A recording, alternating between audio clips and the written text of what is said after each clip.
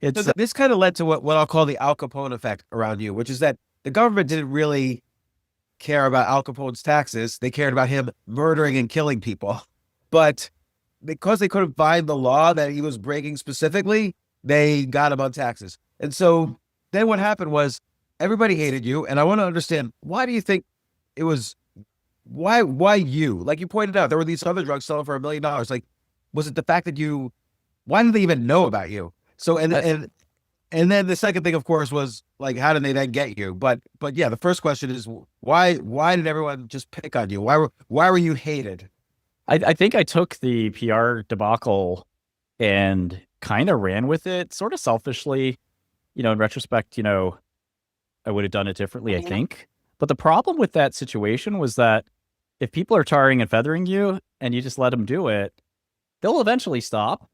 But there is this instinct to fight back. And especially if you grew up in the streets of Brooklyn like me, you don't take punches. You fight back. And, especially when, look, if some doctor's upset at me, it's one thing, but like Hillary Clinton, in particular was upset. And my reaction to that was, well, wait a second, you're basically the way, if our seats were switched and somebody asked me about this, I would simply say, I cannot change the price of a company's product any more than I can tell Tim Cook to change the price of the iPhone. This has nothing to do with me. I cannot do anything about it. And of course, politicians would not want to say that. But I think that, the implication from Hillary is that she was going to do something about it or could do something about it. And that shocked me. That's when it kind of became like, obvious to me that like you want to break like the holy sacrament of business. You want government to be able to control business. And obviously there are regulated businesses out there. That's not a new idea. But the more government says, actually, the prices you charge for your product, whether imagine Netflix or food or things like that, we're going to make sure that they have like a certain cap or a certain minimum. And again, utilities are regulated for that reason. But again, prescriptions aren't. And so if the point is we are going to regulate drugs from now on, the selling of drugs, which have never ever been regulated. Okay, say that.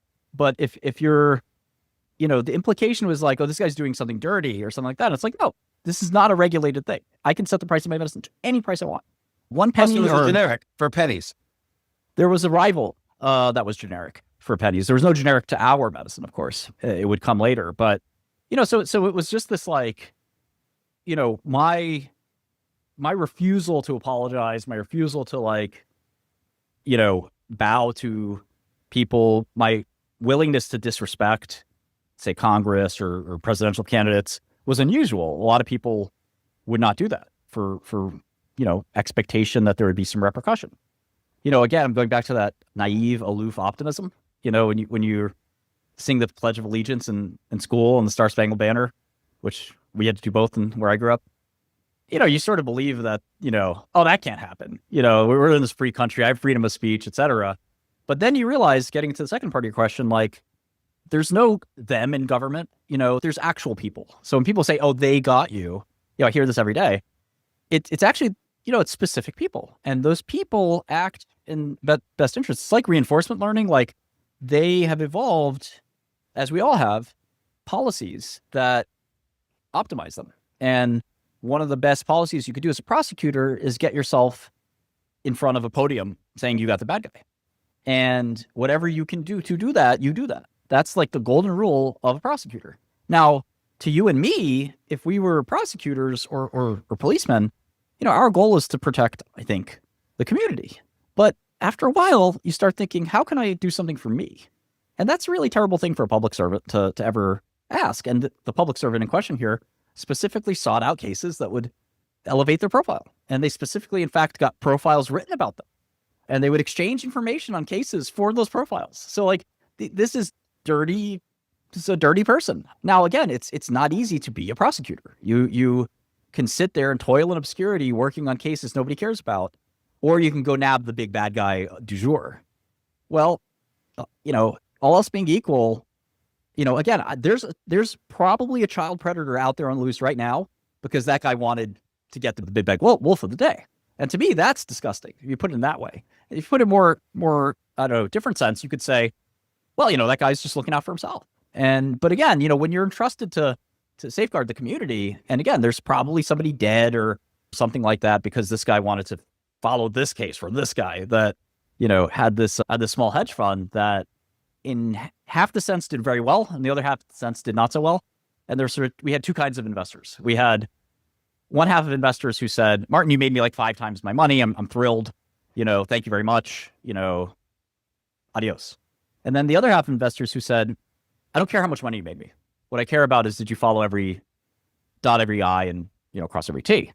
And, in terms of the hedge fund I had, the answer to that was no. It was a very fly by night kind of partnership that was just, poorly planned, poorly executed.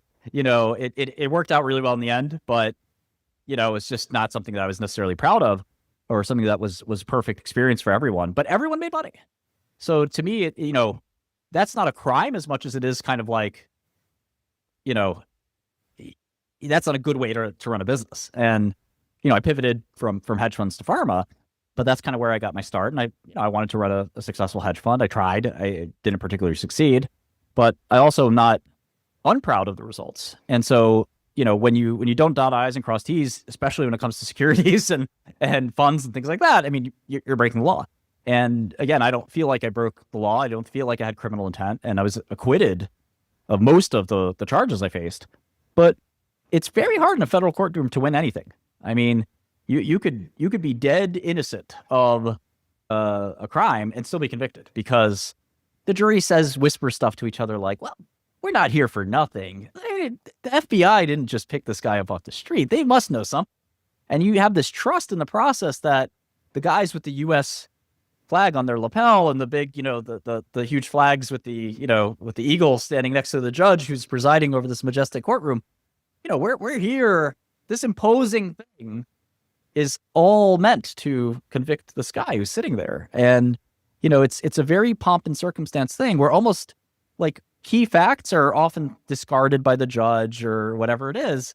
And I have so many examples of that, but going through that experience was actually really enlightening. I can't say it was enjoyable, but the process itself was somewhat fascinating, and it was almost worth the front court seat to how it works, because you see that like trials are much less fact finding as they are procedural and almost designed to convict, because the rules are sort of written by the people that want to convict. And I think that just to mention to your earlier point that, look, it's hard to cross. I've run a hedge fund, and it is hard to cross every T and dot every I. And Warren Buffett even has come out and said, if you follow anybody for 100 miles when they're driving their car on the highway, they're going to break the speeding law or some law at some point. Like if you follow anybody, you're going to arrest them. In Snowball, Alice Schroeder's book about Buffett, around halfway through the books, Buffett meets with the SEC and he thinks he's getting indicted. Yeah, in the 70s, actually, he did actually manipulate penny stock prices, blue chip shit. He manipulated those prices. I'm recusing myself of that, but I think that I'm not co-signing that one. But I do know in the book, he is very clear that the SEC investigated him, and he was very clear to him that it was all going to come crashing down. He had too elaborate of a corporate structure, basically, and they viewed it as he must be doing something wrong. Jack, my favorite other story about fraud that is palpable that we, just don't care about because of success is Jack Ma. So Jack Ma is out raising money for Alibaba. And, I just read about this in prison because I just read hundreds of biographies and things like that. So Jack Ma is in China, starting Alibaba. He's trying to raise seed money. And in his pitch deck, there's a quote from Bill Gates that says, Alibaba is like a great Chinese company or something like that. There's like, Alibaba is the Chinese Microsoft. And somebody confronted him and said, you don't know Bill Gates. He never said that. And he said, you misunderstand. This is what Bill Gates would say if he knew about Alibaba. It was this, like, if you go through every billionaire, and this is the Balzac, famous quote, behind every fortune lies a great crime. Now, I don't necessarily believe that. All I'm saying is that, to your point, business and crime seem to be bedfellows. And part of that, like, look at Sam Bankman. I actually think Sam Bankman should be in jail. I don't necessarily condone what he did. And I'm not saying he didn't commit a crime, but I think that 25 years for this guy doesn't make a lot of sense. And to me, he ran what he thought was an investment bank. And he basically used the company's balance sheet, which in any bank, the company's balance sheet is customers' money. And he invested with it. He ran a prop desk. Makes sense. He ran a VC. Banks do that too. And when his customers wanted money, he gave it to them. But he had a run on the bank. Now, he wasn't really supposed to use that money, but he was making so much money that he didn't segregate the assets right and this and that. Well, guess what? There's 80 banks that I can name right now that did that too. And not a single one of their guys went to jail. So we pick on this kid because, again, he's, like you said, it's Al Capone effect. He's the big bad wolf. And if you're a prosecutor, that's a good big bad wolf. Like, he was a really good wolf. And, Elizabeth Holmes, same thing. Again, nobody really knows the true story of these people. And that's the funniest part, is that the media wrote that story. And the media people, they don't necessarily want to give a fair shake, right? They want to write the story that's the most interesting.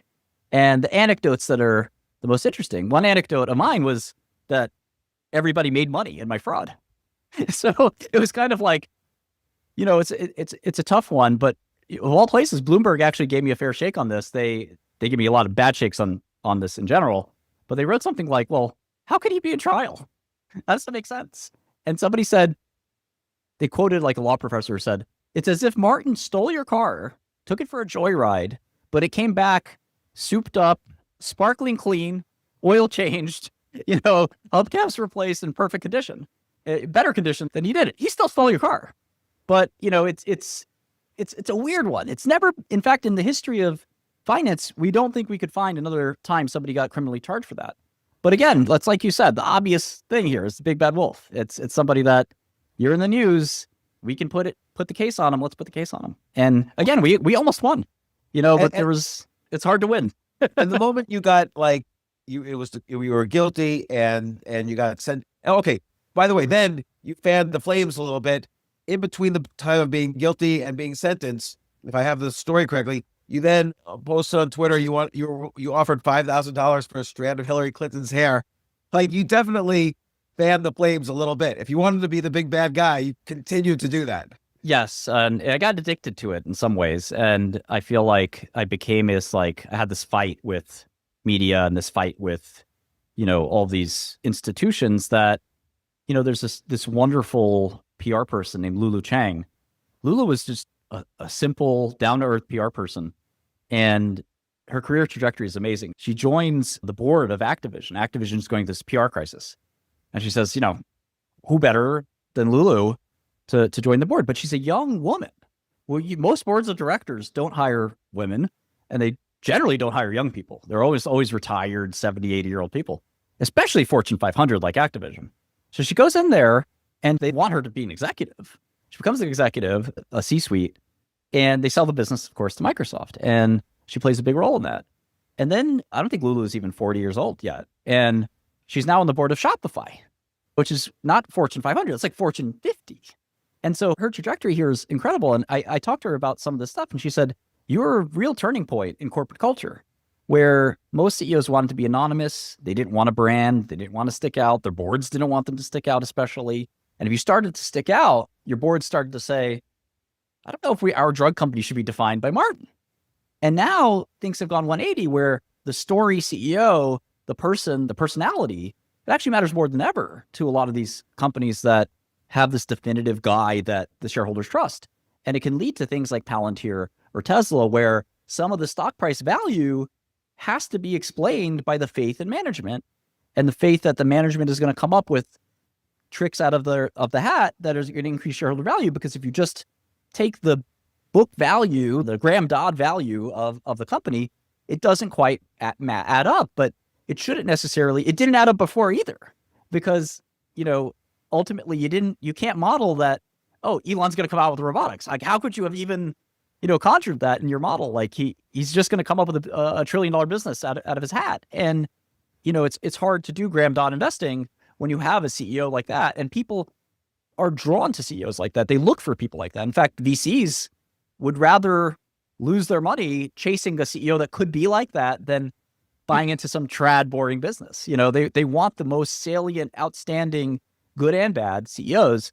And I think that's something that's I'm glad it's come back. And she even credits me as like playing a small part in making that come back, and other people seeing, oh, this guy's really he's really willing to go out on a limb. And, other people said, maybe the water's not so bad, and I'll do it too. But, obviously you have to be careful about, just how much lightning you attract. But my favorite thing is Palmer Luckey, who, is extremely successful guy, obviously, and somebody was criticizing him for running what's basically, a defense company.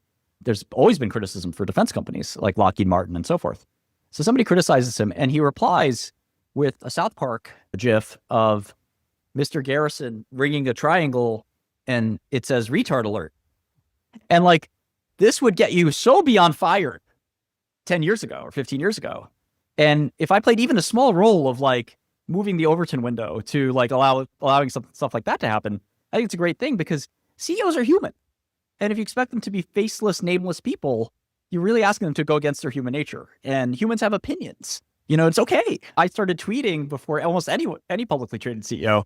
My board hated it, and I think it resulted in this like acrimony, and then it resulted in this arrest, which they sort of orchestrated, which again, it's a long time ago. I don't really care, but it's just this funny thing where like just being yourself can be so dangerous. And I think, I'm not saying that it's because of me, but I'm certainly happy that people feel as CEOs that they could be themselves a little bit more than they could yesterday.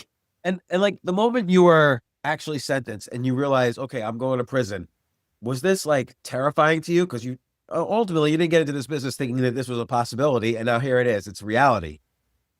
I think that like the day I got arrested, I think that was certainly You felt fear. case.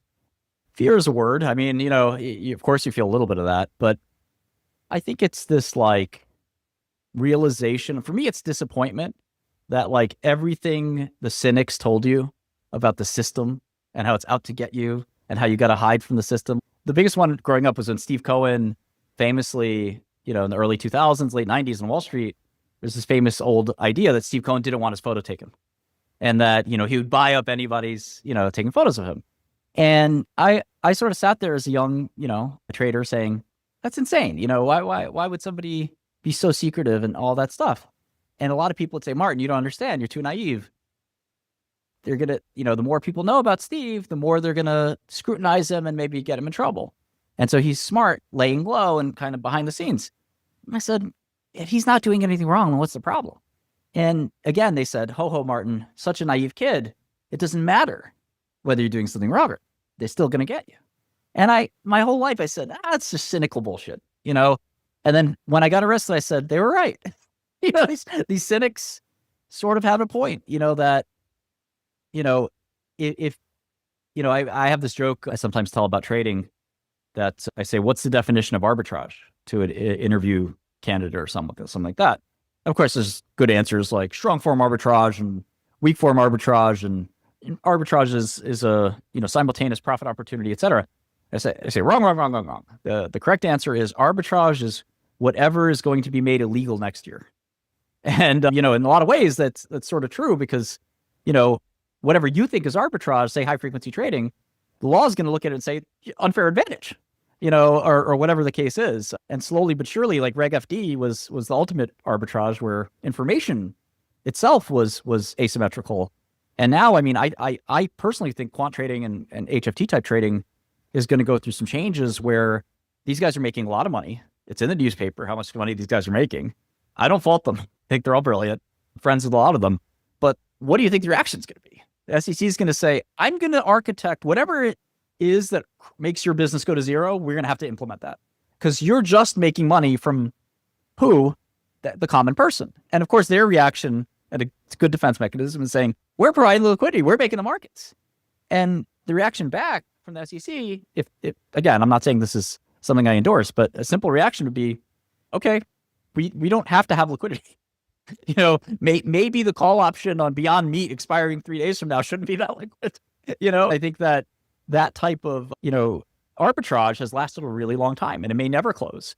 But I think slowly but surely, like these little loopholes that are on the precipice of legality will close. And in my case, it wasn't really a loophole or an arbitrage, but the point remains that, like, getting arrested just confirmed like this like cynical view of the world that, prosecutors will do what it takes to sort of prosecute a case, even if it's extremely weak. You can't win, which is another cynical take, but the math bears it out. The Southern District convicts 99% of the time, and that's at trial, which is only 1% of people don't plead guilty because they know what's good for them and they take the guilty plea. But if you're bold enough to say, I'm not guilty, you still have a, 1% chance of winning. So it's a 1%. How would your sentence have changed if you had pled guilty? Oh, it'd been a lot less. Like 2 years versus 7, or? Yeah, 2 years and probably no monetary penalty. I probably would have saved 20, 30 million. But at the end of the day, like, if there is an avenue to exoneration and you really believe it, guilty people don't go to trial. It's something that it's so stupid to do if you're guilty or not. Like, doing it is just like a real message because it's hugely emotionally draining, financially draining, and, it's going to end up the same. So when you get out of jail, are people reluctant to work with you? Like, how did you start things up again for yourself? Like when you got out of jail? I was very lucky. I think, again, holding my ground helped a lot because people would see videos that I did or something like that. And they'd say, like, this guy's like a nice guy. And, I made all these videos of the stuff I knew, like about finance and things like that on YouTube, and people recommended them. And they said, yeah, Martin's not that bad. I think he got caught up in some railroaded thing. And when I came out, there was this huge enthusiasm. And part of it was like, I came out and I did this Twitter space. Twitter just rolled out spaces, and the whole Clubhouse Twitter space, like live sort of experience was a thing. And, it was a very popular space. And I was talking about crypto, which I studied in prison quite a bit. And it was just frank about like the good parts, the bad parts, et cetera. And people were just asking me tons of questions. And there's some of the most famous investors and people in the world joined the space and listened in. And a lot of their reactions were like, how does this guy know so much about our field? And he's been in jail for the last 4 or 5 years and other fields. And the answer is just sitting and reading. And, I think that's a big difference between somebody like me and, I don't know, pick your favorite, Wolf of Wall Street or Billy McFarlane or something like that. Like, there's a real success in my past. That first drug company I started is worth 3 or 4 billion, and my new software startup's doing quite well. And, the quantum thing we're doing together is, I think, going to go really, really well. Probably going to be the most successful thing I ever do. I think that a lot of people also say, I have a friend who's actually in the DOJ now, which is kind of crazy.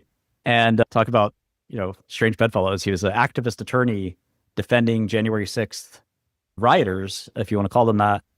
And he would take their cases pro bono and defend them. And I see him at some party and I say, hey, how's it going? And he says, I'm with the DOJ now. And I said, so kidding. And I said, I don't like guys like you. And we were laughing about that. But he, he said, Martin, you're like, of all the people I met that had gone to prison, you're like the most indefatigable, just like you just didn't let it affect you. And I said, it looks that way. I mean, of course it affected me. And, I try to never let them see you sweat type of, attitude. But, I have bad dreams about prison. I have like, fear of like going outside and things like that because they confine you so much. But at the end of the day, I think you still have to live your life and you have to do the things you like. And people always say, oh, you lost 4 years of your life. And I said, no, I didn't. What are you talking about? Did I have a different 4 years? Yes. But I wouldn't say I lost them because, like I said, I got to do some of the things I never really got to do. I got to get very close to my late father, who, as a jet-setting zillionaire businessman, I get to see him once or twice a year. And then I'm in prison, no responsibilities, nothing to do. I talk to my dad all day long. I was able to talk to him in a way that I never could before in my life. But for prison, I'm not sure I'd ever had that moment. And he passed away, relatively young because of heart problems that probably would have been there whether, I went to prison or not. So there are some blessings like that. And again, the ability to get to know who your real friends are, there are things like that, the time to reflect, I think How did you find out who your real friends were? Like who were your real friends after this, when this was happening?